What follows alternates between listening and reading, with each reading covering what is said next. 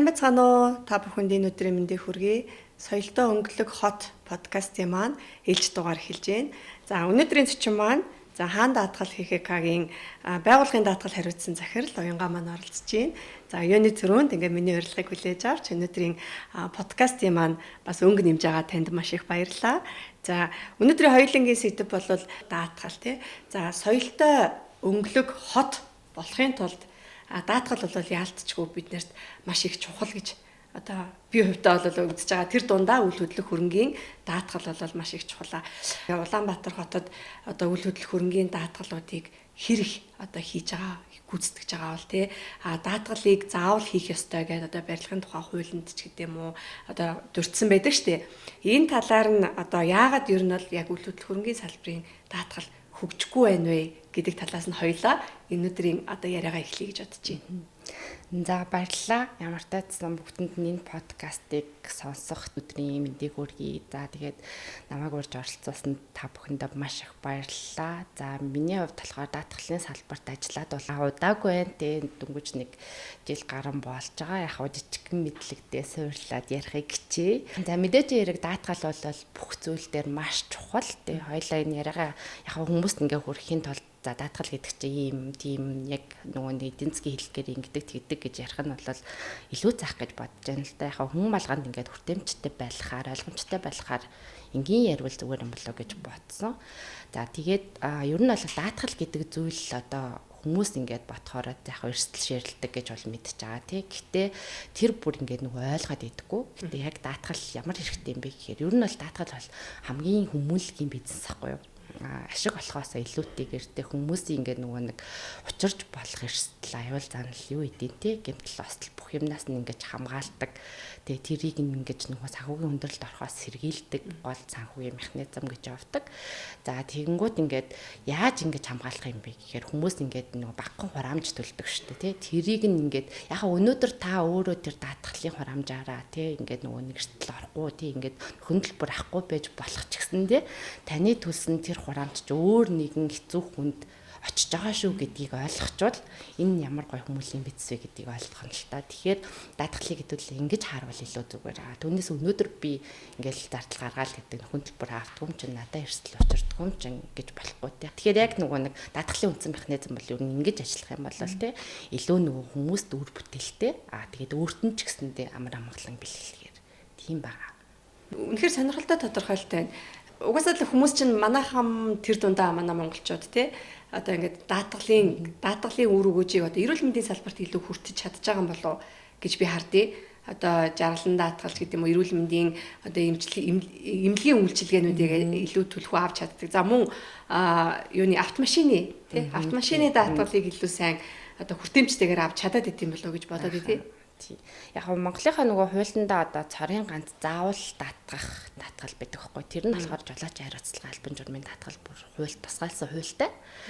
Тэгээд энэ нь болохоор нэг 2000-аад оны их үеэр ерөнхийдөө нөгөө нэг Монголын зам тээврийн хосол тэр үед ч бол машин харьцангуй бага байсан шүү дээ. Тэгэхэд ингээд маш их хүмүүс ингээд нөгөө нэг одоо жолоочийн хариуцлага гүйлтлээс болоод ч юм уу те согтуу жолоочоос болоод гэмтээд ингээд нөгөө нэг эзэн тодорхойгүй хэрэгүүд их гарч ирсэн. Тэгээд ерөнхийдөө даатгалын холбоо, даатгалын компаниуд нийлж чаад яг энэ албан журмын даатгалыг санаачилж ирсэн юм билээ.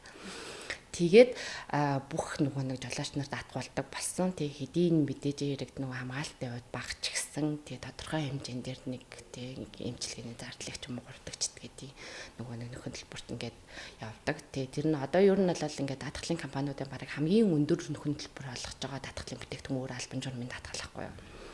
Хамгийн бага хураамжтай гэж авч байгаа. Тэгсэн хэрнээ хамгийн өндөр нөхөдлөлбөрийг эзэлж идэг тийм бүтээгдэхүүн байдаг. Тэгээд энэ нь өөрөө нөгөө нэг хариуцлага гэдэг утгаараа тий нөгөө буцааны хэмжлэх аргагүй зөвхөн ингээд тухайн хүнд ингээл өгөөлтэй гордогчд гэдэг энэ тэр гэмтэл остол аюулгүй байдал тэр юм ингээд зарцуулагтаад явдаг. Бас нэг сайн дурын хэрнээ нөгөө нийгмийн хариуцлагыг хүлээж байгаа нэг даатгалын хэлбэр болчихж байгаа.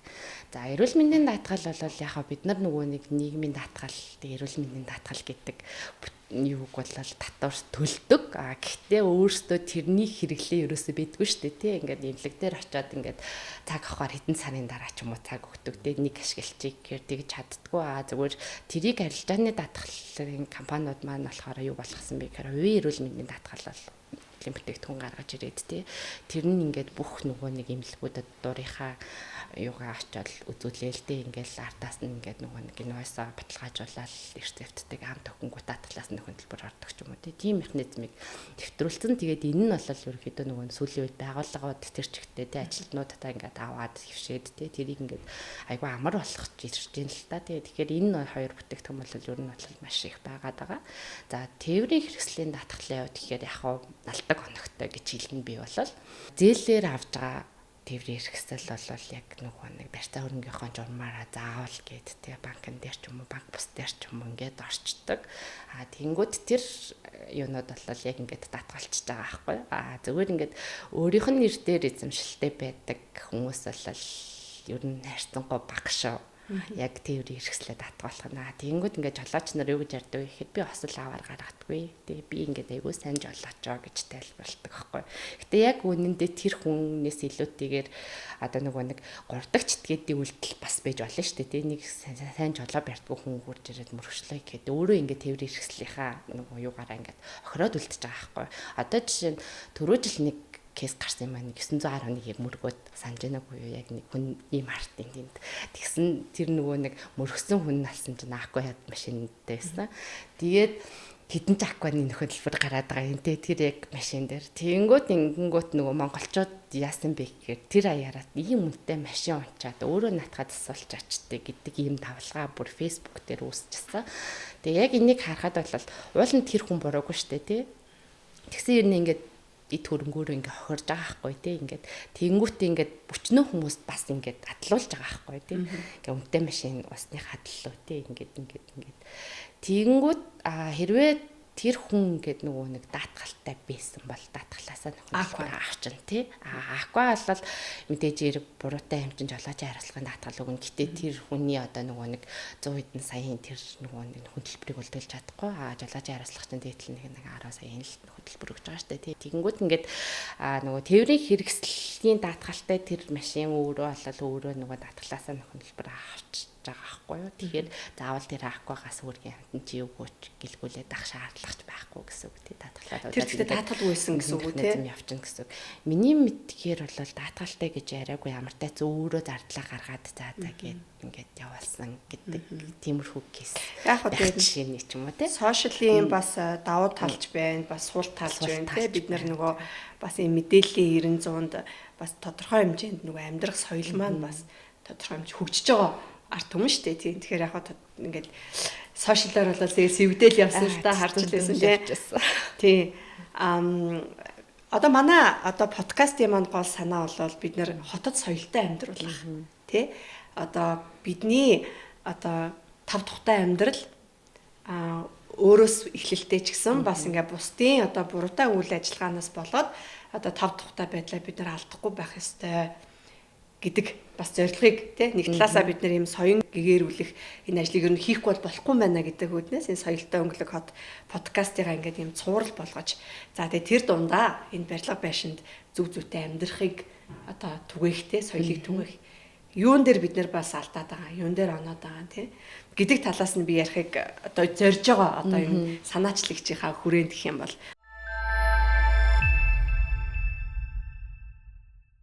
хоёлаа үйл хөдлөх хөрөнгийн даатгал руу одоо ингээд орё гэж бодож байна. Би ч гэсэн хөрөнгийн даатгалыг бас нэлээд судалж ирсэн л да. Хувьдаа юу одоо нэг хэрэгжүүлжсэн төсөл дээр гэсэн үг л дээ.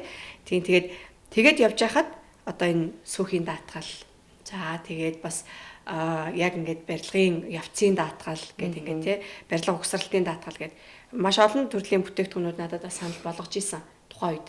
Тэр дундаас нь соёлтой өнгөлөг хот маань өөрөө сөөх гэдэг подкаст ч тийм. Тэгэхээр сөөхийн энэ даатгал албан журмынх байт юм уу? Тэ? Одоо ийм сайн дурынх байт юм уу? За хин одоо танаа магадгүй өөр даатгалын компаниудыг шууд ингээд сонгоод тэ гэдэг ийм даатгалын үйлчилгээг авдгийм бэ гэдэг талаас нь хоёлаа ярилцвал. Яг хөө тэр дундаа танаа хаан даатгалч нь өөрөө сөөхийн одоо даатгалын системийг бүтээгдэхүүнийг бас нэвтрүүлсэн шүү дээ, тийм ээ? Тийм.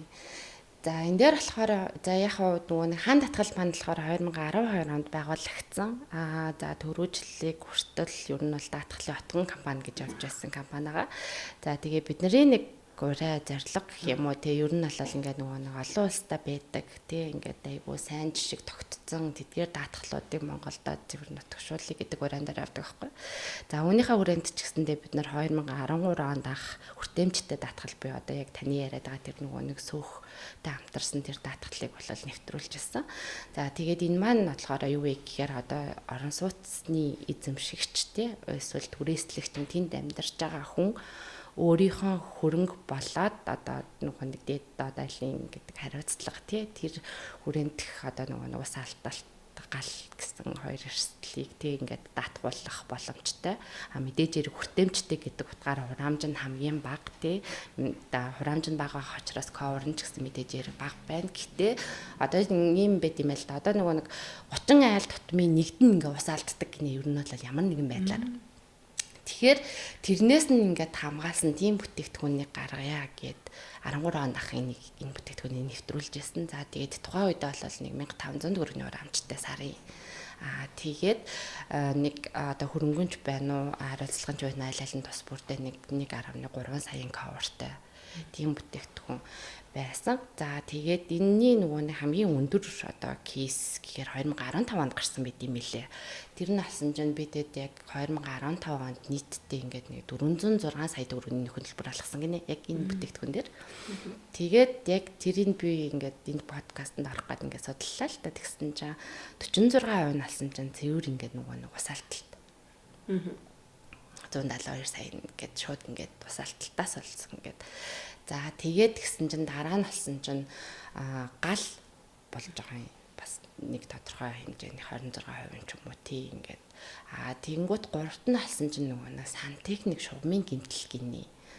Тэр яг ийм гурван одоо нөгөө юунаас үүдэлтэй эрсдлээс үүдэлтэй нөхөнтөлбөр хамгийн их дөнгөнд эзэлжсэн билээ. Тэгэхээр одоо ингээ нөгөө нэг оршин суугчдын өөрсдийнх нь хариуцлагагүйгээс биш тий эсвэл тэр нэг шугамаас нь юунаас нь чи ингээд нөгөө нэг тохиолдол болоод ахна штэ тий. Тэгэхээр энийг ингээд тодорхой хэмжээндэр нэг багахан төлбөр гаргаад тэрийг ингээд өөрийгөө ингээд coverлцохоор тийм байхаар тий.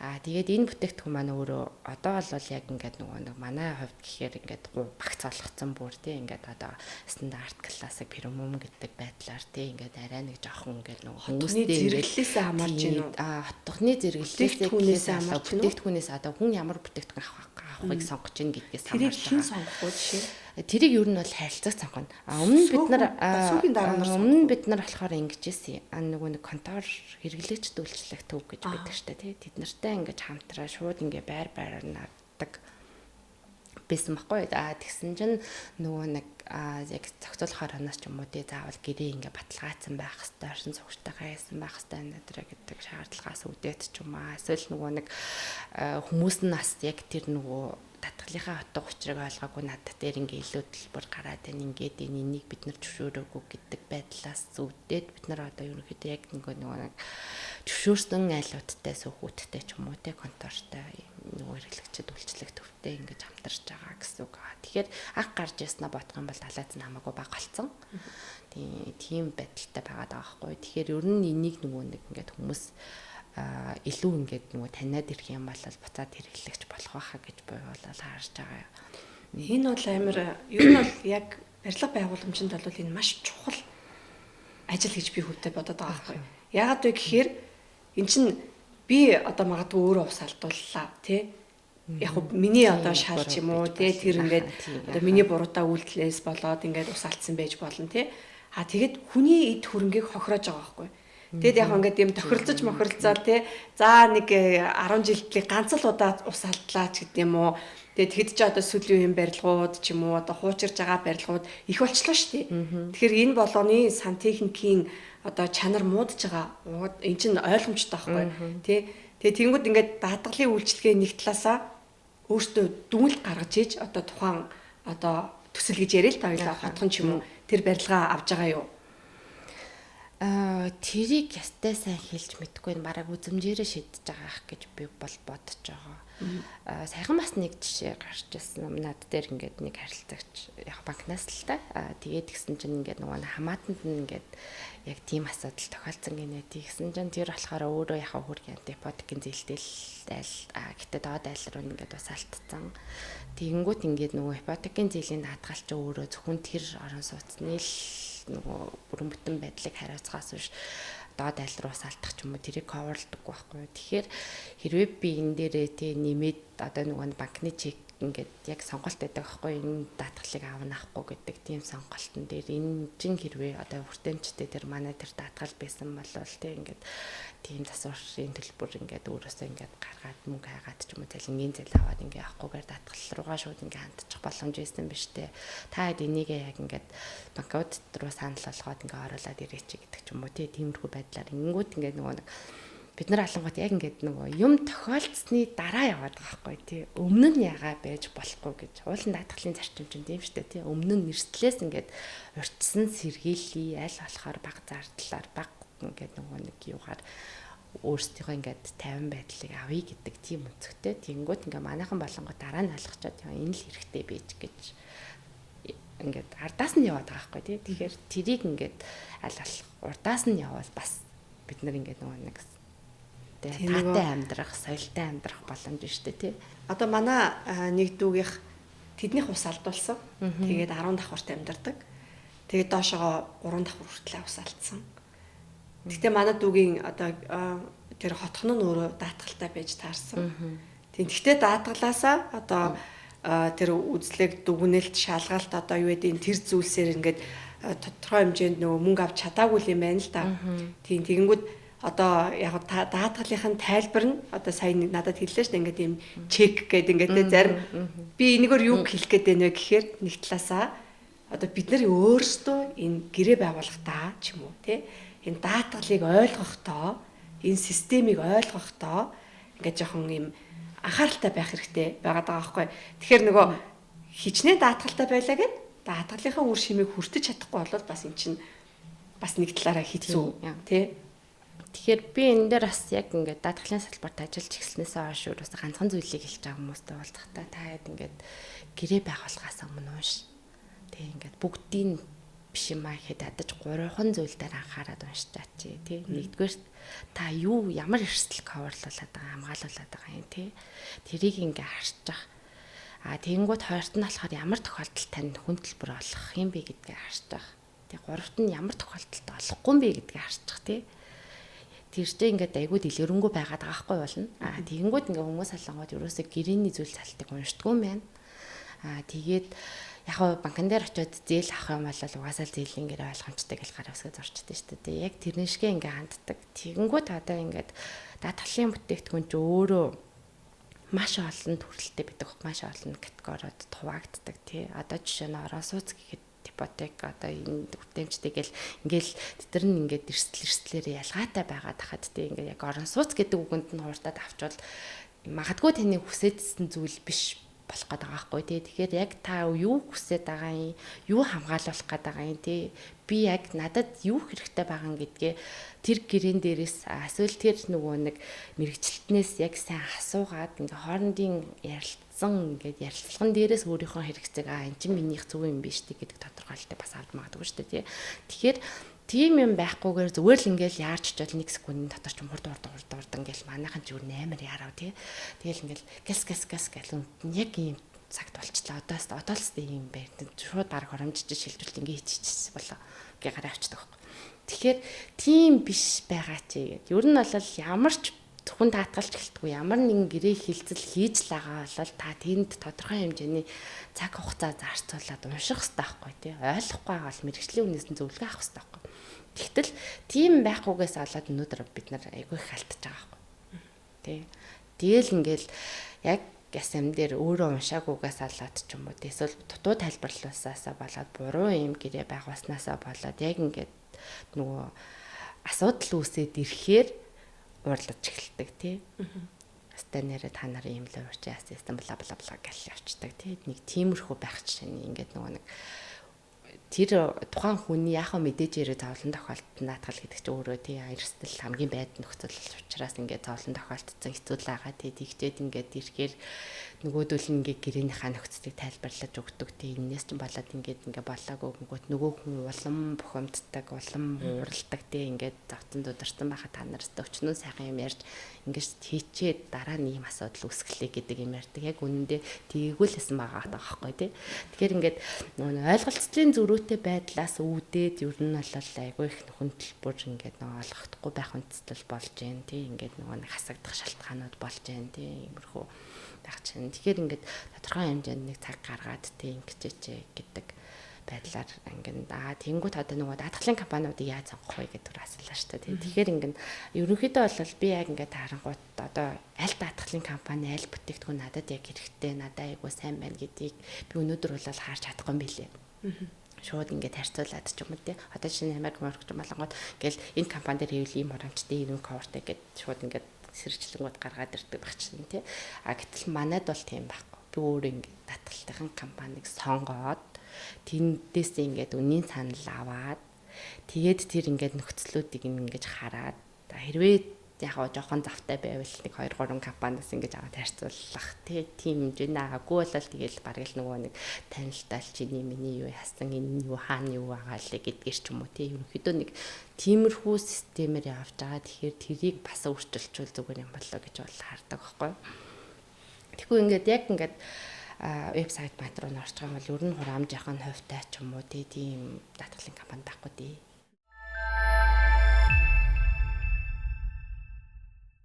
Би түрүү хэлсэн нэг барилгын төсөл дээр хөрөнгөний даатгал судлаад тэгээд ер нь ихэнх даатгалын компаниудтай уулзалт хийгээд бичилж явж исэн. Тэгэхээр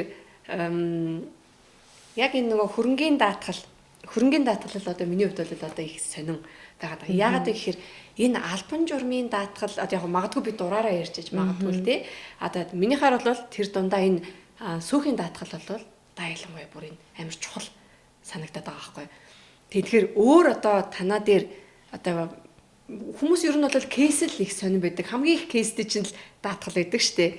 Тэ нөгөө нэг мууяр гэж байгаа боловч л яг бодит амьдрал дээр биднэрт тулдаг зүйл бол яг цэвэр одоо эрслээс хамгаалагдах тий тэр хэрэгцээ байд юм байна гэж одоо би хувьдаа бодоод байгаа. Тий. Тэгэхээр ийм даатгал дээр албан журмын даатгал гэвэл ганцхан л жолооч хайрлага байгаа. Тийм бусд нь бол албан журмын хувьш дандаа сайн дурах байхгүй юу. Хүмүүс өөрсдөө сонгоно гэсэн. Тэг байгууллага өөрөө сонгоно, хувь хүн өөрөө сонгоно. Тийм сонголттой. Тэрийг хэлгэж болно, хэлэхгүй ч үж болно гэсэн үг тийм. Тэгэхээр тиймэрхүү байдаг. Тэгэнгүүт яхаа нөгөө нэг журам юун дээр бол барилга ухсаралт гэх юм бол заавал даатгал хийлгэн гэсэн байгаа даа тий. Тэр нь болохоор өчнөө олон гүйцэтгэгч компаниуд ордог. Тэнд ян зөндөө гадны хүмүүс байдаг. Гингүүт ингээд ухсаралтын даатгал бол заавал байх жишээ нэ тий. За тэгэнгүүт зарим одоо юм ч үед энд нар ингээд хариуцлагын даатгалууд байгаа штэ тий. Яг тэр шиг ингээд нөгөө нэг заавал гэсэн тийм журмуудын мөрддөг даатгал бол байна. Гэтэ барилга ухсаралтын даатгал гэдэг чинь өөрөө барилга ажил ухсрагдаад дуусах хүртэл тохиолно шүү дээ тий. За тэгээд нэг дараа нэг чанарын баталгаа хийх хүртэл 1 жил гэдэг ч юм уу тэр хугацааг л авч байгаа байхгүй. Тэгээд тэр нь ингээ баригдаад дуусчлаа гингүүд тухайн хүний эзэмшил, тухайн байгууллагын эзэмшил алчдаг. Хөрөнгөний даатгал хийлгэх хэсэг нь тэр хүний одоо нөгөө нэрх болчихж байгаа байхгүй тий. Шууд гэдэг ойлголт тахгүй. Тэгээ хөрөнгөчөө өөрөө өндөр үнэлгээтэй тий. Тэндээс ингээд хэдийн одоо ингээд 0.1-ээс 0.7 гэдэг ч юм уу тийм баг хураамжийн хувь санал болгож байгаа ч гэсэндээ хэдэн тэр бумаар тооцогдох хөрөнгө дээр тэр чинь их мөнгөлддөг. Тэнгүүд тэрийг одоо нөгөө нэг манайхан одоо санхүүгийнхаа төлөвлөгөөн дээр оруулдаггүй ч юм уу тий оруулаагүй байгаад шууд ингээд даатгал хэлэхтэй гэхэд эхний жилдээ ингээд маш их одоо нөгөө нэг тооцоолоогүй зардал гарч штэ тий. Тэнгүүд за гээ дараа жилийнхаа ингээд сонголтыг нь хийх гэлээ гингүүд за энэ жил угаад ингээд эрсдэлгүй авсан юм чинь угаас дахиад тийм тохиолдохгүй зүгээр штэ гэл тий. Тэнгүү ингээд сонгохоо болчдөг байх жишээ нэ тий. Тиймэрхүү байдлаас үүдээд гэтэл ингээд яг ясан дээр би өчигдөр асныг ингээд нөгөө нэг Монгол хчдийн оргил цаг үзчихэдэг байхгүй. Тэгсэн чинь манайхан ингээд нөгөө нэг уламжлалт соёл гэх юм уу зан цааш шиг юм байдаг штэ тий нэг юм жилийн засал маслаа хийлгэн гээд тэгээд тэгсэн чинь тэрэн дээр ингэж нэг одоо хүн За нэг удаадаа бараг нэг 4-5 ном уншуулд юм байна. Ер нь дунджаар. Тэгэнгүүт хамгийн үнэтэй тэр одоо заслахын нэг ном нь 200 мянга гэдэг гинэ. За тэгээд доотлол нь хийдэж чинь тий. Тэгээ ингээ бодохоор яг нэг хүн өөр дээр ихээр за доор хаяж ингээ хамгийн багаас нэг 300-аас 1 сая төгрөгийн хооронд тий. Хооронд ингээ ном уншуулж байгаа хгүй нэг удаагийнх штэ тий. Тэгэнгүүт бид нар ингээд өөрийнхөө орон сууцыг ингээд даатгуулвал за максимумдаа л нэг за бүр үнэлийн үнэтэй биш маа гэхэд тий одоо ингээд дундаж нэг 80 м квадраттай байр хамгийн ихтэй л нэг 600 мянга болно. Ер нь бол үл хөдлөхийн даатгал штэ тий хөрөнгөний даатгал юм болох байхгүй юу. Тэгэхээр би тэгэхэд ном уншуулахдаа хайрлаагүй штэ тий тэрийг хайрлаагүй байхгүй. Тэгсээр нэ даатгал хийлэхдээ хайрлаад байгаа байхгүй ингээд эн чин яа зардал штэ их мөнгө штэ гэдэг. Яг үнэндээ тэр ном уншуулсан нам чин галаас уснаас юунаас чинь бид нэр хамгаалахгүй штэ тий. Тэгэхээр тиймэрхүү зүйлийг бас уулна бодоод үзчихвэл тий бас хэрэгтэй байгаад байгаа байхгүй яг ингээд тий. Одоо бид нар ингээл ярьдаг штэ тий гадаад болдог тийм шатаж хийд дэлбэрдэг юм бэртээс Монголд угаасаа эцэж болохгүй гэсэн ч дүнжин гарын осл болсон тий. Тэгээ одоо ингээ өчнөө айл орон гэргүй хаан ч юм итгэхгүй ингээд нэг түрээсийн байраар ирсэл яваалгаа. Яг үнд энэ бэртээс өнөөдөр хүртэл шийдэгдэг байхгүй тий. Одоо ингээ бараг 2 жил болж байна тий. Тэгэхэд чинь ингээд тэнд ингээд даатгалтай байсан айлууд нь хийд юм бэ гэхээр үргэлж нөгөө л нэг ипотекийн зээлтэй хийдэн хүмүүс тий. Ингээд нэг даатгалын компани болохон дээр нэг ганц хоёр ороо байгаа жишээ нэг тий. Нэг иймэрхүү тэгчингүүд тэр чинь өөр хідэн давхар барилга байлээ. Дотор хідэн айлтай байлаа тий. Бусд нь тэгэл ингээл яг усыг хүлээг илгээ сууж штэ тий. Ер нь нөгөө нэг олон улсын даатгалын систем ч өөрөө ингээд тий даатгалын төрүүлээд хөгжсөн улс нь тэрийг ингээ бодлогоор дэмжсэн. Тэгээд яг улс өөрөө яг өнөөдрийнх шиг тий бид нар ингээд барилгаа чинь шинээр барьж өгнө гэхээс илүүтэйгээр даатгалын компаниуд нь шууд өөрөө яг тэрийг ингээд хөндлөлбөр алгаал ингээд босгоол ингээд тийм системээр ингээд дэмжсэн байгаа датал манайх болохоор эсэргээрээ тий улс нь амар өнгөтэй юм шиг биелэн гэж яг өнөөдөр гаргаад барьсан байхгүй л гаацтай тий ингээд хурланч болоогүй хилцүүлгэнч болохгүй ингээд хойштогтол бидний ер нь бол бас өөрөө мөнгөгүй шүү дээ тий бидний төлөнд татвар явж байгаа байхгүй тий ингээд тэгчингүүд ингээд шууд ингээд хин нэг юм халамжийн бодлого өгөөд ч юм уу тий шууд ингээд өмнөөс нь төлчихье гэл ямар ч тийм хариуцлага байгаа байхгүй тий гэтэл тэнд байсан иргэн болгон орон сууцны даатгалтай байсан бол өнөөдөр ингэж 2 жил тэг гадуур ингээд түрээсний байртаа явахгүй шүү дээ тий. Тийм байх жишээ нэ. Тэгэхээр ингээд бид нар яг юун дээр алдаад байгаа вэ гэдгээ бас нэг удаа бодоод үзчихвэл тий.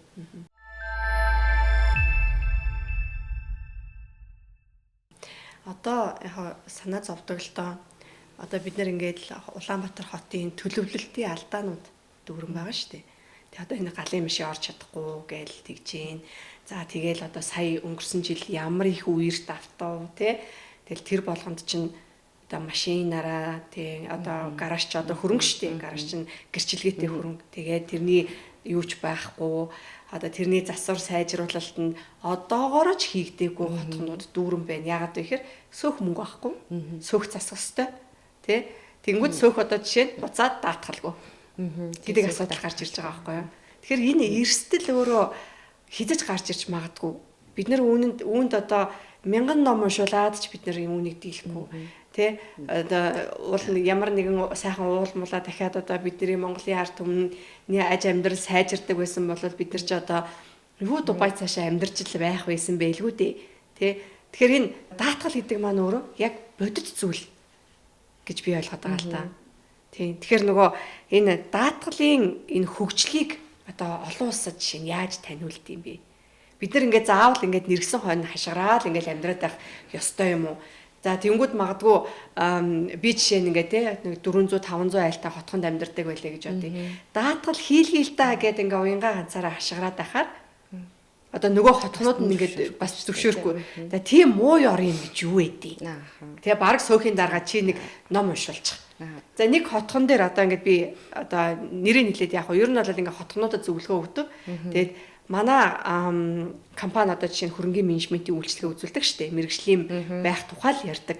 Хин нэгэнд орж болмаа одоо тийм сөөхийн одоо тэтгэвртэй гарсан хүмүүсийн хийдэг ажил биш байна гэдээ одоо ер нь бол жоохон хатуухан хэлээд ингээд явдаг. Тэгээд сүүлийн үеийн хотхнууд одоо гоё ингээд тухайн үед л маш үнэтэй байсан хотхнууд одоо 10 жил болоод эхэлсэн. намайг анх л хөрөнгөний менежмент гэж ярихад сөөх гээл дооёлдог байсан. Тэгээд тэр үе одоо ингээд аль хэдийн өнгөрөөд 10 жилийн дараа хэд хүмүүсийн хэрэгцээ болж эхэлж байгаа байхгүй. Хүмүүс үнэтэй 500 сая 600 саяхан хөрөнгийг мэрэгжлийн хүмүүсүүдээр арчлуулж тордуулахгүй бол за нөгөө хүмүүс чинь будаа болгож шүү гэдгийг ойлгодог болцсон. Тэгээд одоо ер нь бол ингээд бас инэдтэй жишээ нь зөндөө сонсно. Тэгээ одоо нөгөө нэг лам ярьлаа штэ. Яг хөө мэдээж энэ хүний шашин шүтлэхийг бид нар үгүйсэхгүй те. Энэ зүйл бол байж болно. Тэгтээ хөрөнгийг бол одоо жишээ нь тэгж бол даатгадгүй маа л гэж хэлэх гээд байгаа тий. Ингээд нөгөө гараж дотроо ингээд бөөлөөд энэ төр тий. Ном уншуулад одоо энэ эрслээс бол бид нар бол хамгаалагдахгүй маа гэж хэлэх гээд байгаа байхгүй. Тэгэхээр ингээд тийм сөөхийн одоо дарга нар тий магадгүй одоо жоохон мэдлэгтэй байх хэрэгтэй, мэрэгжлийн байх хэрэгтэй л гэж хэлдэг зүйлийн нэг нь жишээ нь даатгал болоо тийм л да.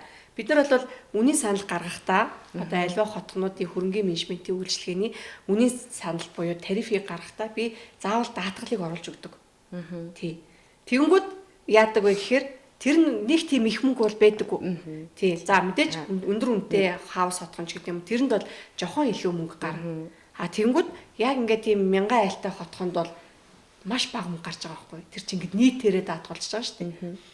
Тэгж яхад шууд энэ даатгалал асуулчих. Манайх яг тэгдэг. Үнэхээр тэгдэг. Ер нь ингээд шууд зардал гэж хардаг. Тийм. Тэгээд тэр нэг уг нь баг багаар төлж байгаа гэд ингээд тайлбарлана л та ойлгуулна. Тэгтэл шууд хасъя гэдэг. Ер нь ингээд нөгөө нэг даатгалын үүсэл хөгжил гэдэг юм ингээд харахаар бүр манай эртний өмнөх үеэс үүссэн байгаа даахгүй дээ даатгал гэдэг ойлголт. Тэгэнгүүт ингээд яаж үүссэн бэ гэсэн чинь тэр манай хүмүүс солонгууд ингэжсэн юм байна. Ер нь ингээд нөгөө бас л шашинлаглээсэн шүү дээ. Мухар сэсэгтэй тийм байсан. Гэтэл яг нөгөө өсөг бишрэл гэдэг юм нь үнэхээр бид нарыг хамгаалж чадахгүй байна гэдгийг нэг хэсэг хүмүүс анзаараад тэндээсээ ингээд нөгөө нэг хоорондоо ингээд нэг мөнгөн юм нэг хуримтлал те дундын юм сан үүсгэнгүүтээ гал гарах ч юм уу те усанд ингээд орон гэрхүү бас нэгэндээ өгдгөөс ингээд үүссэн байгаа даа байхгүй юу. Анхны бүр үүсэл манер өмнөх одоо эдэн жилийн өмнө чинь те ингээд тэгэнгүүт дараа нь болсон чинь эртний нөгөө нэг хятад байвлаа энтер толонгууд яг ингээд нөгөө худалдаачд те ингээд тэдний эрсдэл ингээд бас л ингээд шинэлэг биш юм байна. Чин учирч болох юм байна. Нэгүт тэр хэд маань болохоор гэрээ идэг. Тэгээ дундаа ингээд нөгөө нэг шиэрлжтэй ингээд эрсдлээ ингээд хэрвээ юм гарах юм бол энийг ингээд тийм ингээд хувааж ингээд одоо эрсдлээ үрэн шүү гэдэг тийм гэрээ хийж эхэлсэн байгаа юм. Яг одоогийн даатгалын систем болонгууд 1000 одоо 16 17 дугаар зууны үед яг үүссэн, англиас үүссэн гэж үздэг. Тэр нь болохоор нөгөө нэг бас л худалдаа нөгөө завин дээр тий ингээд ачаа бараанууд нэвтрээд ингээд энээсээ үүсэлтэй тэгэхэд хэдий нөгөө анхны үүсэл нь ч гэсэндээ зөвхөн завин дээр идэг бараач юм уу тий тэр юг даатахгүйгээр хөлөө онгоцны ахмадын нөгөө нэг амнастыг хүртэл даатахдаг байсан байгаа байхгүй юу. За тэгээд ингээд даатгал гэдэг ойлголт бол зөвхөн ийм худалдаа зав ийм юу эд бараал хамгаалт юм байна гэдэг хүмүүст ингээд ойлголттой байсан чинь 1666 онд л яг ингээд Лондонгийн их төмөр гэж юу гарсан юм байна л да бүр масар олон барилга одоо нөгөө нэг юунууд орон гэргүй ийм нөгөө байшингууд нь шатаад хауснууд нь бүгдээрээ шатаад тийм хэрэг гарсан. Тэгээд тэн дээрээс үүсэлтэйгээр ер нь хүмүүс ингээд нөгөө асар их одоо даатгалын утга учирыг ойлгоод одоо дэлхийн дээр топ ранг хариалагддаг тэдгээр даатгалын компаниуд энэ түгээс үүдэлтэйгээр гарсан байгаа байхгүй өсөж хөгжиж юм би болсон байх жишээ нь.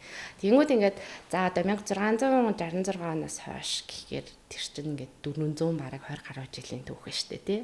Манай салбарчсан болохоор нэг 90 жилийн түүхтэй өнгөрсөн жил 90 жилийнхаа гэлээ тий. Яг ингээд зөвлөлт талбайд бас сангийн хамтаад өөртөө даатгалын хариуцаа гэж өгдөг бас 1934 оноос хойш эхэллээ. Тэгээд анхны Монгол даатгал гэдэг компани байгуулагдаад ер нь даатгалын тухай ойлголт бий болж эхэлж байгаа байхгүй. Тэгээд бид нартай харьцуулшгүй дээ ингээд ерөнхийдөө хатлал айгу жижигхэн төвхтэй байна тий. Тэгээд яг ингээд нөгөө нэг зах зээлийн нийгэм шилжснээс хойш хүмүүс нэг жоохон даатгалыг ойлгодог болж байна тий. Сүүлийн үед нилээх гал ус юу эдийн тий үер гэл ингээд нөгөө нэг нүдэн дээр нь ийм эрсдлүүд гараад ирэхээр бас байгууллагууд ч ойлгож эхэлж байна тий. Ингээд яг заахгүй ингээд хөрөнгөний даатгал гэхээр за байгууллага дээр ингээд жишээ авахад одоо үндсэн үйл ажиллагаа явуулж байгаа барилга нь өөрөө шатчихвал усанд автчихвал тэр бизнес шууд тасалдах байхгүй юу тий.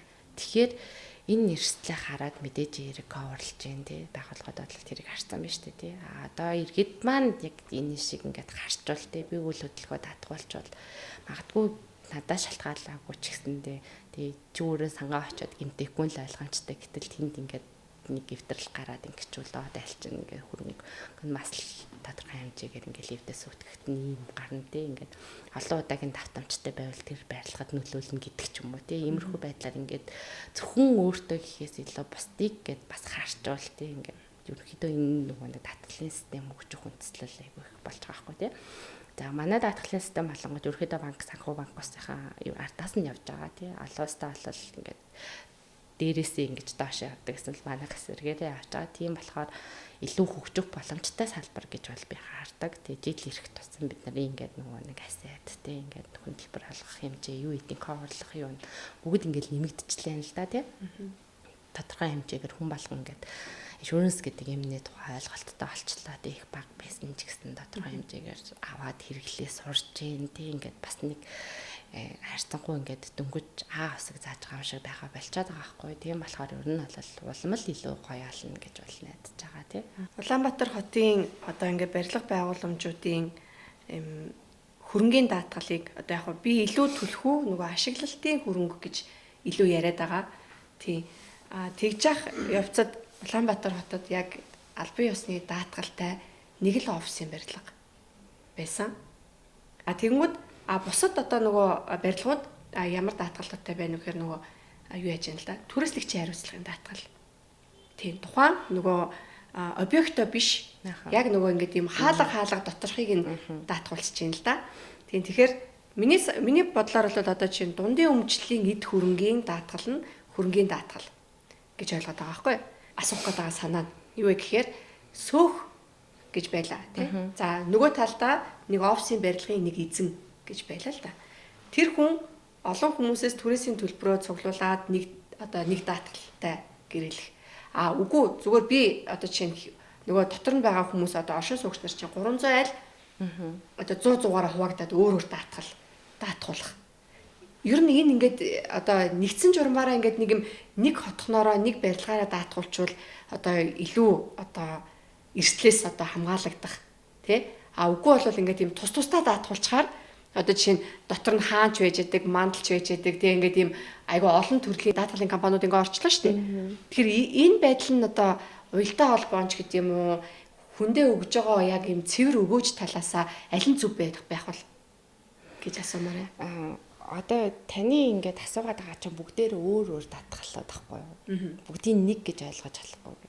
Яг тэгэхээр хөрөнгөний даатгал гэхээр хөрөнгөний даатгал гэдэг бол энэ барилгыг эсвэл энэ өрөөг тий ингээд бүрэн бүтэн байдлыг л ингэж хамгаалж байгаа гэсэн үг. Тий ямар нэгэн эрсдлээс. Тэгэнгүүт түрээслэгчийн хариуцлага гэж байна шүү дээ тий. Тэр бол одоо жишээ нь магадгүй энэ өрөөнөөс үүдэлтэй гал гарахад энэ хажуу талын хүний бас ингээд нөгөө талбай ингээд нөлөөлнө шүү дээ тий хохирчвал тийшээ өгөх даатгалахгүй. Энэ доторх биш гэсэн үг. Энтэй л яг. Тэгэнгүүт одоо нөгөө нэг сөөх гэд яриад нь шүү дээ тий. Сөөхчэн болохоор яг нөгөө нийтийн эзэмшлийн талбай юунуудыг л хариуцдаг шүү дээ тий. Тэгэхээр тэрнээс үүдэлтэй хариуцлах ч юм уу тий юм байна гэсэн үг. Тэгэхээр нөгөө нэг даатгалын төрлүүд нь өөр болж эхэлж байгаа байхгүй. Тэгэхээр одоо энэ нь илүү гэдэг юм байхгүй. Ер нь бол аль болохоор бүгдийг нь авч ижиж л яг өөрийнхөө хүсэж байгаа ховрыг авна гэсэн үг. Тийм. Би энд санаа зовхгүй, тэрэнд санаа зовхгүй, өөрийнхөө санаа зовхгүй болох гэдэг шүү дээ тий. Тэгэхээр ийм байх гэдэг байгаа. Тэгэхээр нөгөө нэг яг нөгөө нэршлээсээ хамаарад гэдгээс илүүтэйгээр утгаасаа эрсдлээсээ хамаарад эдгээр чинь ингээ бүгдээр ялгаатай болж байгаа байхгүй юу. Тийм. Тэгэхээр бүгдийг ингээ хөрөнгөний даатгал гэдэг ойлголтод хамруулж болохгүй гэсэн санаа. Тийм.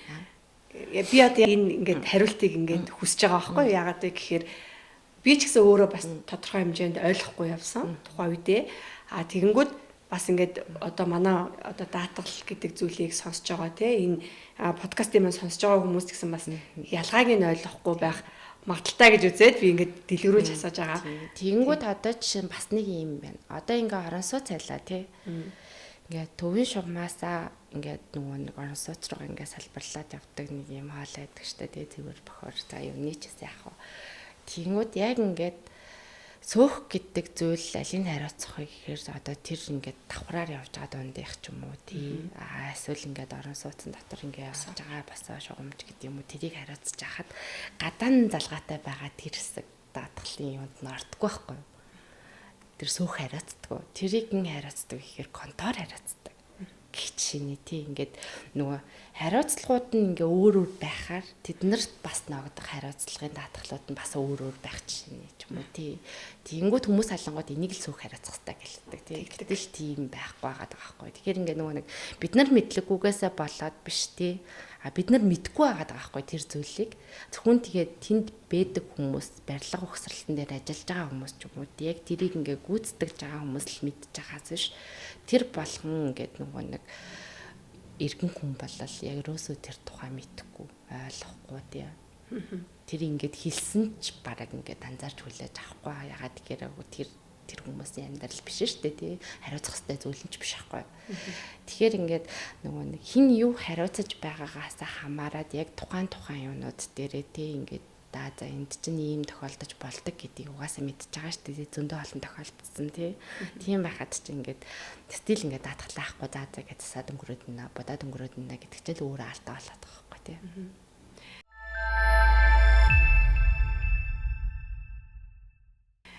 Би яг энэ даатгалын салбарынхны одоо маркетингийн ажил гэж одоо харахад яг энэ манай барилгын салбарын маркетингийг өөртөө жоохон одоо охигдуулсан юм болов гэж хараад идэв. Тийм илүү нөгөө эрүүл мэндийн тал руугаа одоо мэдээж бүтээгдэхүүнээ сурталчилж байгаа тий. Тэгээ магадгүй ингээд юм хөрөнгийн даатгал гэд ярихаар одоо нөгөө нэг үзэж байгаа хүмүүстэй жоохон нүсэртэй байдаг байж бас магадгүй юм тий. Тэгтээ хөрөнгө гэдэг чинь өөрөө одоо бид нэр өдөр болгон л байшин худалдаж авдаггүй тий. Өдөр болгон л одоо бид нэр тасралтгүй барилга дотор л байгаа штэ. Бид нэр гадаа бол яг амьдралынхаа маш бага хугацааг өдрийнхаа цагийн маш бага хугацааг л гадаа байлгаж байгаа тий. Бусад ихэнх цагаа дандаа л байшин дотор байгаа. Тэгэхээр байшин өөрөө найдвартай байх үндэс нь бас тодорхой хэмжээнд даатгалын одоо үр шим бас байх хэрэгтэй гэдэг талаас нь өнөөдрийн подкаст бол илүү бид нэг муу ёрлож ч гэдэг юм уу муухай зүйл ярих гэсэндээ бас биш тийм ээ. Энэ бол ингээ бодит кейсүүд ингээд Улаанбаатар хотод ингээд дайлангуй зөндөөл бас байгаад байна тий. Тэгэхээр нөгөө нэргсэн хойно нь хашгирав гихчээр бид нэр тэр хойно нь л одоо санаа зовоод тэгээд дандаа татвар төлөгчд юм өнгөөрч гэдэг юм бүх зүйлсийг ингээ шийдвэрлэх гээд төрн ингээд урдуур нь орж ингээ асуудлыг шийдэх гээд тэгээд нөгөөх нь удаашраад тэр дунд нь мэдээж эсэргүүцэж байгаа хүмүүс зөндөөл байж таараа тий.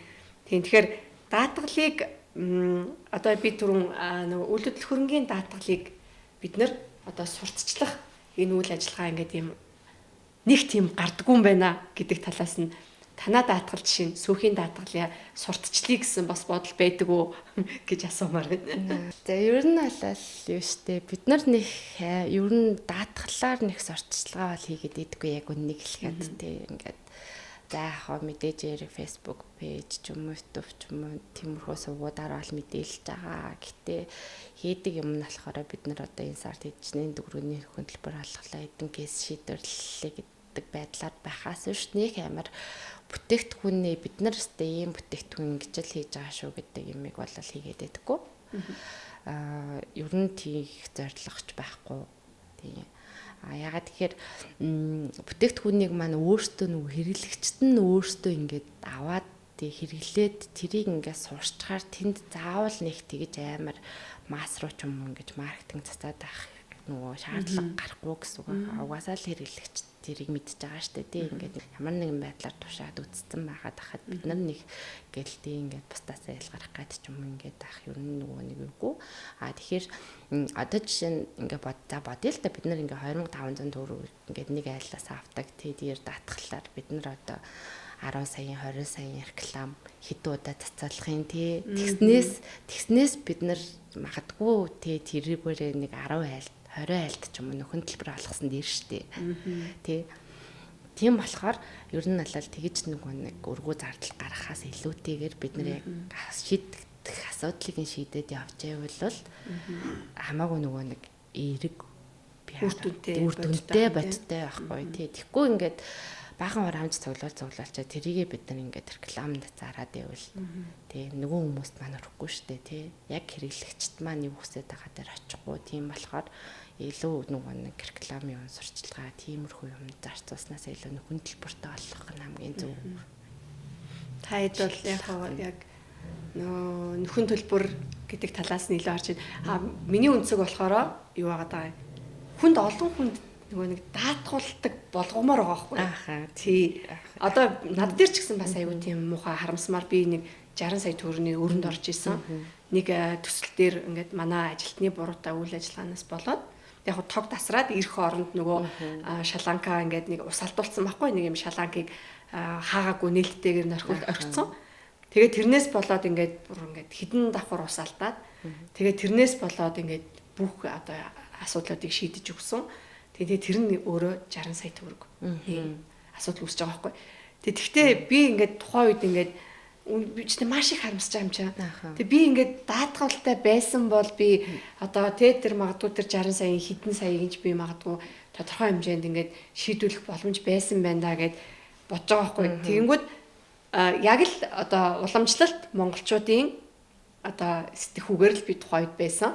Тэгэхээр утга нь бол одоо магадгүй даатгалын компаниуд энийг ингээд юм таниулах ажилд нь ингээд бас нөлөөлөх хэрэгтэй. За магадгүй сөөхийн дарга нарт магадгүй та нар ингээд сургалт ороод ч гэдэм юм уу одоо ингээд даатгалыг ингээд эрсдлээс ингээд бид нар танаа энэ хөрөнгийн дундын өмчлөлийг хөрөнгийн одоо юу гэдэг тийм зүйлсийг одоо ингээд юм даатгах тийм биднэрт боломж байна. Ингээ хөрөнгөө ингээ даатгуулцгаая.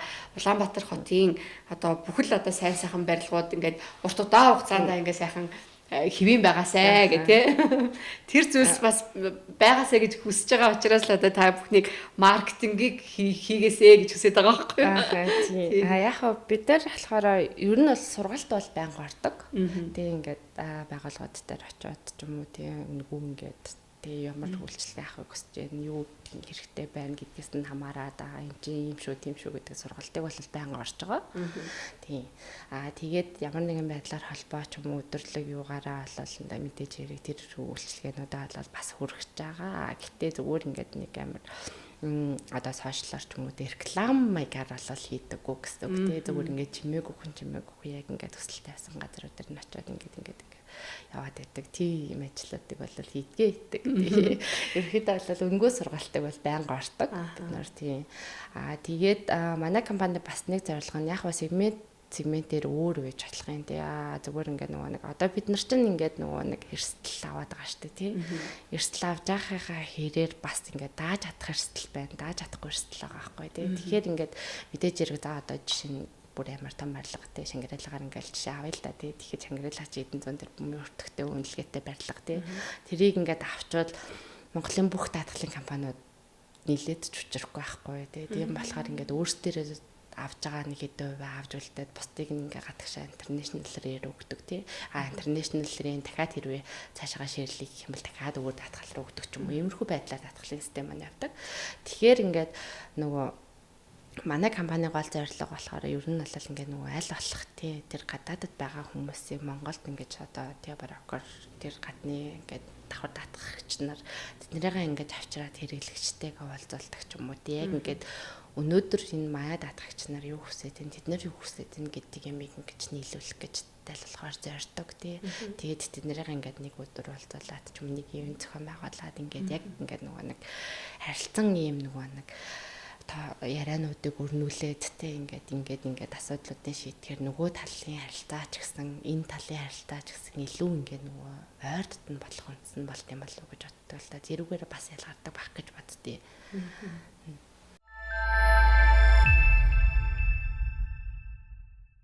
Би ингээд юм сүүлийнхээ асуултыг бас ингэж асуумаар санагдаж байна л да. Юу вэ гэхээр ипотекийн даатгал гэж байдаг штеп.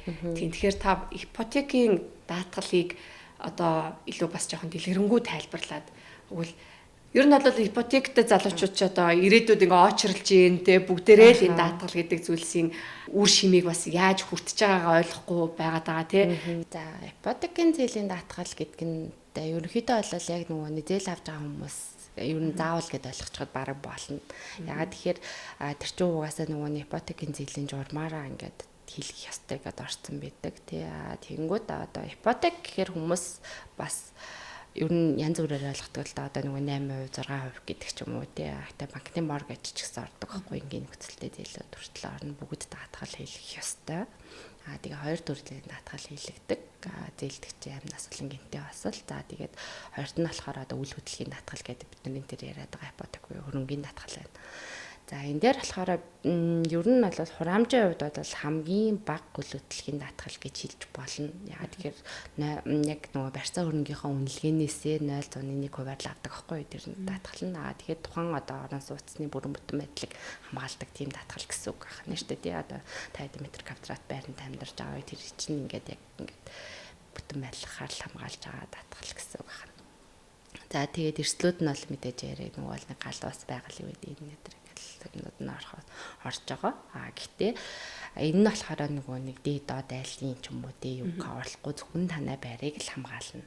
Тэгээ энэ хөрөнгө бүрэн бүтэн байгаад барьцаа хөрөнгөө судлах хүртэл хугацаанд ингээд аюулгүй байх ажиллагааг банкос нэг талаар өөрсдөө эрсдлээ хаагаад байна шүү дээ. Яг тийм утгаар байдаг байхгүй. Тэгэхээр та хэд манд ингээд нөгөө доошоо ус алдчихлаа гингүүтээ бид нар даатгалтай юм чинь гэдэг болохгүй гэдэг төр нийлээд тий. Доод айл руу ч ус алдах юм бол яг хэр нөгөө л нэг хүртээмжтэй даатгал тэр нэг одоо нөгөө нэг контор дээр чинь сөөх дээр чинь ороод байгаа тэр нэг тийм 1500 2500 төгрөг чинь явж байгаа шүү гэдгийг те ингээд ойлгосоо гэж хүсэж байна л да. Тэгэхээр хэрвээ таны байранд асуудал үүссэн бол те ингэсэн болол та өөрийнхөө байрыг засуулах те ингээд нөгөө юугаал ипотек руу хандаж болно. Тэгэхээр тэр дээдлийн айлаас магадгүй манад усалсан байсан ч гэсэн та өөрийнхөө байрыг болол ипотек даатгалаар шийдүүлж болох нь шүү дээ тий. Угаасаа дээр нөгөө нэг одоо тэр 1500 2500 төгрөг чинь cover нэг айгу багахгүй тий.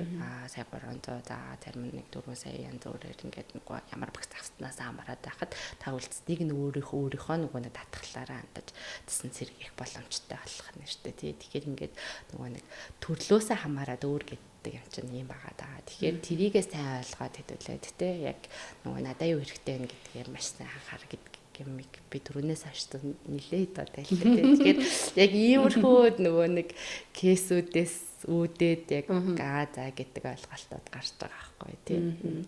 Тэгээ бас нэг зүйлийг хэлмээр байна. Энэ дээр болохоор нөгөө нэг банкн дээр барьцаа хөрөнгөний үнэлгээ ер нь ингээд нөгөө тогтмол явдаг.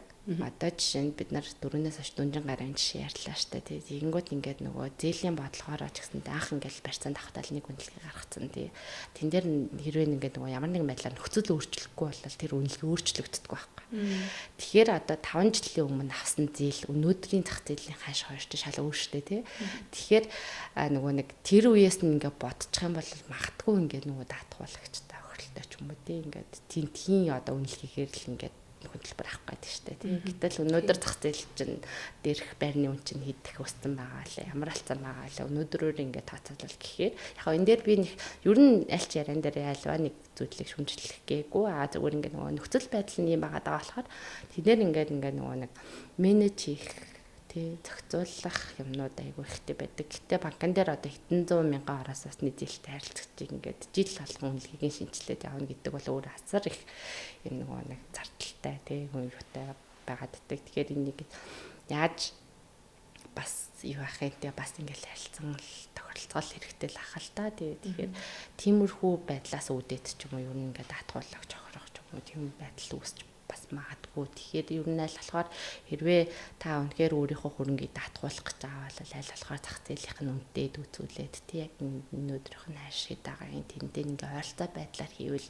тэгээ даатгалын үр шимийг илүү авах нь танд илүү ашигтай мал гэж зөвлөмөр байна да тий. Гэрээгээ бас сайн унших хэрэгтэй. Гэрээгээ сайн унших хэрэгтэй тий. Алгалцлын зөрүүгээ багасгах хэрэгтэй юм тий. Зөв. Асуулт дахиад асуумаар санагдаад байна. Тий, яагаад вэ гэхээр даатгал гэдэг чинь өөрөө яг ингээд тийм амьдралтай ойрхон байгаад байгаа байхгүй. Тэгээд одоо би илүү гадны улс орны төрөө хэлсэн шүү дээ. Ингээд үүсэл хөгжил ингээд ярьсан тий. Манай улс бол ингээд 90 жилийн түүхтэй. За яг хоо ер нь бол хөгжиж яваан байна гэд тий. Тэгэхээр гадны одоо магадгүй ипотекийн одоо тэр даатгалч гэдэг юм уу. За өөр одоо манайтай гэдэг бид нар чинь угаасаа суралцж л яваа штэ гадны улс хөгжлөөс бид нар суралцж явдаг. Тэгэхээр бидний гадны хөгжил талаас нь бас сонирхуулж хэлэх зүйл байвал хэлж өгөөч. Ааха. За яг хоо. Ер нь бол ийм системийн хувьд бол бид нэр яг ижлэхий авч байгаа. Ягаад тэгэхээр гадных өөр манайх өөр гэсэн ойлголт бол байхгүй. Гэхдээ зүгээр ингээ нөгөө нэг юу одоо сайжруулах ч юм уу тий ямар систем ингээд яг зөв бэ гэхээр одоо жишээ нь за яг ипотекаас илүү бид нар ингээд нөгөө тээвэр хэрэгсэл ярил л да тий ингээд хүмүүс ойрхон жишээдэг. Тэрэн дээр ингээ ярихад одоо гадаадд бол ингэдэг байхгүй тий нэгдүгээрт одоо хүмүүнээ хариуцлагажуулахын тулд автомашин болгон хараа харьцагтай байх хэрэгтэй гэдэг шаардлага тавьж гэн тий тэр ингээ хуулиараа зохицуулсан.